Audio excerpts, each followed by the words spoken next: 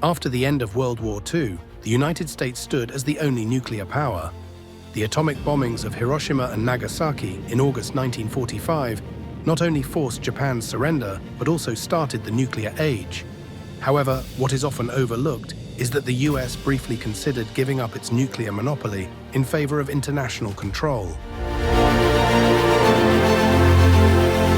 Let's see how President Harry Truman navigated the atomic dilemma, from his difficult decision to use the bomb, to his proposal to hand over nuclear weapons to the United Nations, to Stalin's outright rejection, and the Cold War arms race that followed.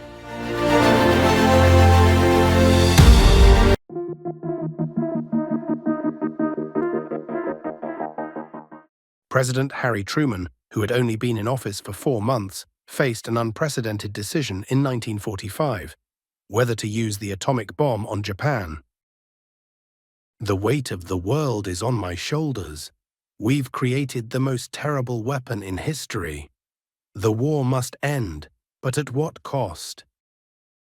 In his diary he wrote, "We have discovered the most terrible bomb in the history of the world." Military leaders, including General Dwight Eisenhower, were divided, but Truman ultimately authorized the bombings, believing they would save hundreds of thousands of American lives by preventing a full-scale invasion of Japan. It's the president. Some of us believe Japan is already on the brink of surrender. Perhaps there is another way. "We cannot risk prolonging this war. If the bomb can save American lives, we must use it."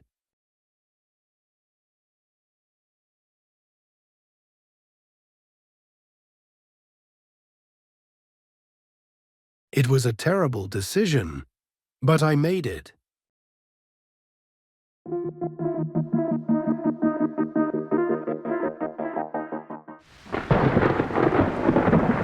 After acquiring atomic monopoly, rather than stockpiling atomic weapons, Truman shocked the world by proposing to place all nuclear technology under international control. In November 1945, the US, UK, and Canada issued the Acheson-Lilienthal report, outlining a plan to prevent nuclear proliferation. This led to the Baruch Plan, presented to the newly created United Nations Atomic Energy Commission, UNAEC, in June 1946. Under this plan, the US offered to hand over all atomic weapons to an international agency, ban new nations from developing nuclear bombs, establish a global inspection system to prevent secret weapons programs. It was a bold move. The US was willing to surrender its nuclear monopoly, but only if all nations, including the Soviet Union, agreed to strict controls. Now a new White House assignment for Bernard Baruch, to present America's atomic energy control plan to the United Nations. He called for an international authority with powers of inspection and swift punishment for violators of the agreement. The Russian delegate Andrei Gromyko objected. The plan, he said, was not acceptable to the Soviet Union.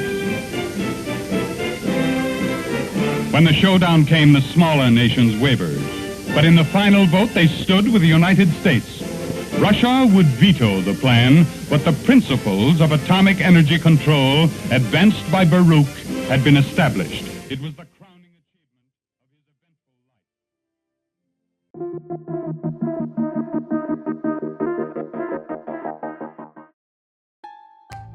life. To many, Truman's offer was a historic opportunity for world peace. But Soviet leader Joseph Stalin saw it differently. Stalin's rejection of the Baruch Plan was based on several key concerns. Lack of trust. The Soviets believed the US would keep its atomic advantage while using the inspections as a tool for spying. National sovereignty. Stalin refused to allow international teams to inspect Soviet territory for secret nuclear programs. The Soviet bomb project, Stalin had already ordered Soviet scientists to develop an atomic bomb under the direction of Igor Kurchatov. In a 1946 speech, Stalin responded coldly. Monopolization of atomic energy by one state is unacceptable and would only lead to a new form of imperialism. the Soviet Union refused the proposal, and by 1949, it had successfully tested its first atomic bomb, ending the US monopoly. The nuclear arms race had begun.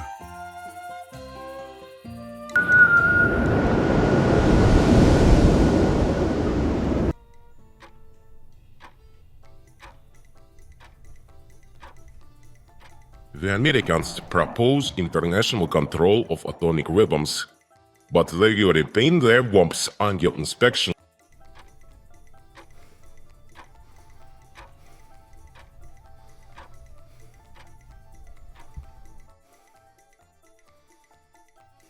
Inspections with just a pretext for espionage.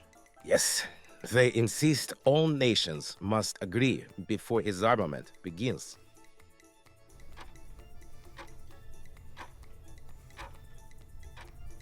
And give up our own right to develop our own bomb?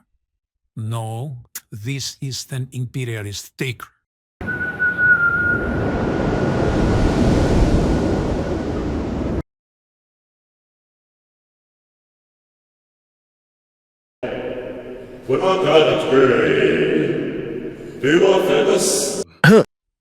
We are saying "niet" to the proposal.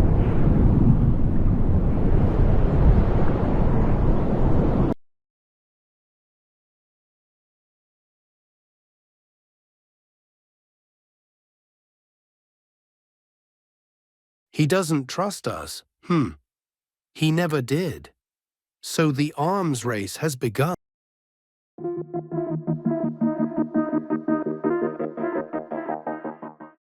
Had Stalin accepted Truman's offer, the world might have avoided the Cold War arms race, which led to thousands of nuclear weapons being built. The doctrine of mutually assured destruction, MAD, where peace was maintained by the threat of total annihilation.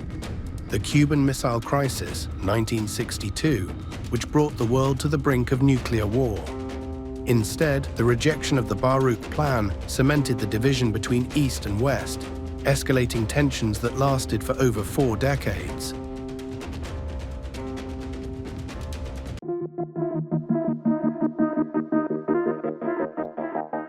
Even though Truman failed to establish global nuclear oversight, he took important steps to prevent reckless nuclear use. The Atomic Energy Act of 1946, McMahon Act, ensured that nuclear weapons would be controlled by civilian authorities, not the military. A strict presidential approval process for launching nuclear weapons was established, ensuring that no general could authorize an atomic strike alone. During the Korean War, 1950–53, Truman refused to use nuclear weapons, even when some advisors urged him to bomb China. Truman's refusal to use nuclear weapons in Korea set a precedent for future US presidents, including Kennedy during the Cuban Missile Crisis.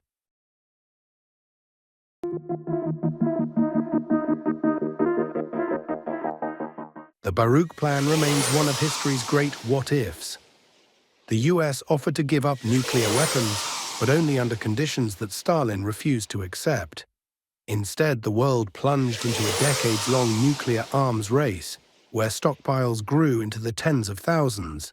Had Stalin agreed, nuclear weapons might have remained a theoretical threat rather than an existential one. Instead, Truman's effort to prevent nuclear proliferation was an early casualty of Cold War mistrust. As historian David McCullough wrote in Pulitzer Prize-winning biography, Truman, No one ever had a greater burden of decision than Harry Truman, and few carried it with greater courage. We had a chance to prevent this madness. But history had other plans. Truman's proposal to abolish nuclear weapons nearly changed the course of history. Almost.